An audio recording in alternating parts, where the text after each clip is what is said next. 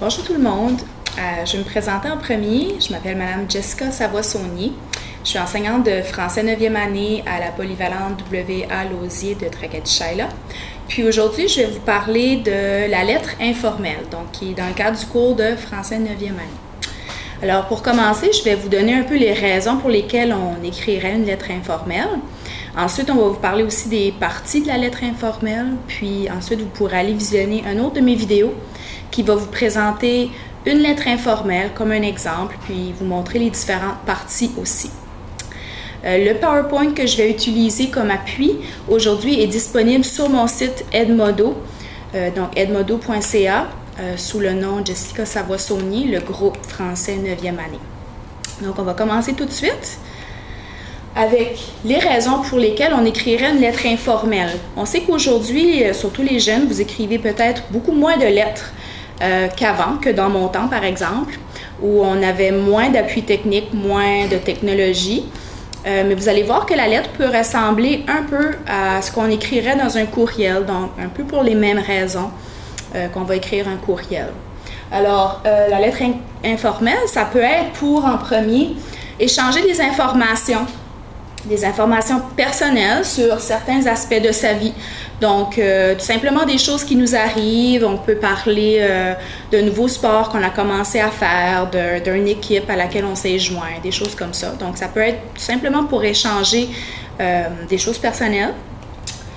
Ça peut être aussi pour exprimer ses sentiments, ses goûts, ses opinions, parler d'un groupe de musique qu'on vient de découvrir, qu'on aime beaucoup, encore d'une pièce de théâtre qu'on est allé voir puis qu'on a apprécié, ou encore qu'on n'a pas apprécié aussi. Et puis aussi, ça peut être pour maintenir des liens avec une personne éloignée. Donc, certains en ont déjà fait peut-être qu'on appelle de la correspondance. Souvent, les élèves en font des fois pour entretenir des liens entre deux classes. Certains enseignants vont demander aux élèves d'écrire une lettre, par exemple, des fois dans une langue seconde, à un autre élève qui est d'une autre ville dans la province, et ils vont entretenir une correspondance comme ça. Donc, ils vont se donner des nouvelles via une lettre. On pourrait le faire aussi via un courriel. Donc, vous voyez là un peu la ressemblance entre les deux. Donc, ça, c'est les raisons pour lesquelles on peut écrire une lettre informelle. Qu'est-ce qu'elle doit être, la lettre informelle? Elle doit être originale et personnelle, surtout. Donc, on disait tantôt que c'est quelque chose où on doit partager des aspects de sa vie. Donc, original, ça veut dire tout simplement des choses nouvelles. On apprend des choses à la personne à laquelle on va envoyer la lettre. Puis, des choses personnelles aussi, bien sûr. Elle doit être propre et lisible, surtout qu'au départ, c'est souvent écrit à la main. Donc, c'est des lettres qui sont des lettres manuscrites. Donc, propre et lisible, c'est important pour la personne à laquelle on va l'envoyer. Puis, c'est une communication qu'on dit intime. Donc, c'est soumis à peu de règles. Quand on dit intime, ça veut dire que c'est une lettre que tu vas envoyer à une personne en particulier. C'est pas utilisé pour être rendu public ou c'est pas pour être lu par plusieurs personnes. Normalement, c'est pour être lu par une personne, la personne à laquelle tu vas l'envoyer. Donc, on dit que c'est une communication intime. Fait qu'il y a peu de règles à cause de ça, mais il y en a quand même quelques-unes, règles de structure que je vais vous montrer à l'instant. Donc, en tout premier, il y a le lieu d'expédition et la date. Okay, donc, on met toujours la date et le lieu d'expédition en haut. Par exemple, le Tracadie-Sheila, le 16 avril. Ce sera un exemple de la date. On le mettrait en haut. Il y a un appel, c'est une salutation qu'on met en début de texte. Ça peut être suivi d'une virgule ou d'un point d'exclamation. Comme là, j'ai chère Louise ou encore bonjour Michel ou ma très chère. Ou il peut y avoir toutes sortes de formes de salutations. C'est un peu comme on dit bonjour à un ami quand on le rencontre, on lui parle. Ben, dans une lettre, c'est ça notre salutation. Ensuite, le corps, c'est la lettre proprement dit. C'est tout ce qu'on va écrire dans notre lettre.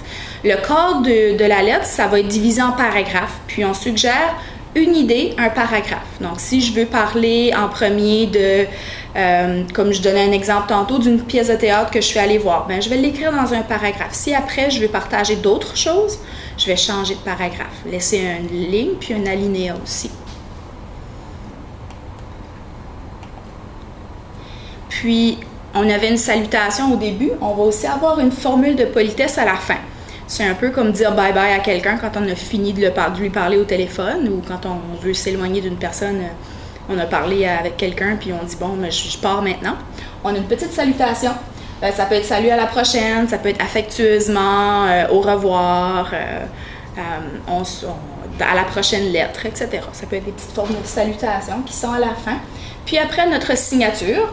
La signature peut être accompagnée de notre adresse, peut être accompagnée de notre numéro de téléphone ou encore du courriel qu'on peut accompagner pour se rejoindre de différentes façons. Donc, Jessica qui a hâte de vous lire, c'est un exemple d'une salutation qui serait possible. D'une signature, qui serait possible.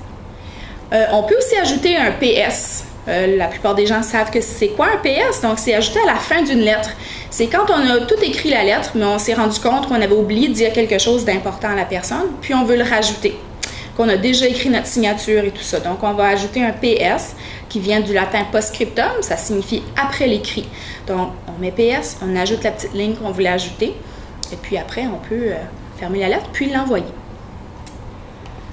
Donc voilà, c'était mes explications pour la lettre informelle. Je vais vous inviter maintenant à aller voir mon prochain vidéo qui va être un exemple d'une lettre informelle proprement écrite, puis je vais vous montrer les différentes parties sur ces lettres-là. Au plaisir de vous voir. À la prochaine. Merci.